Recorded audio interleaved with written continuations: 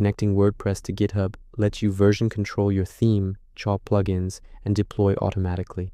Fastest method, free, takes about 10 minutes. Create a private repository on GitHub, github.com, new repo, name it WP theme or my site. Install WP Pusher plugin, free, WordPress admin, plugins, add new, search WP Pusher, install and activate. Get a GitHub personal access token, GitHub, settings, developer settings, personal access tokens, classic, generate, select repo scope, copy token.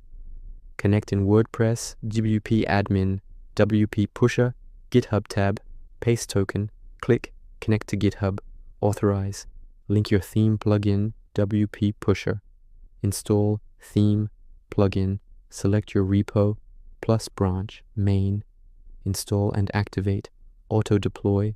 Every push to GitHub instantly updates your live site, or staging first for safety. Alternative, manual, no plugin.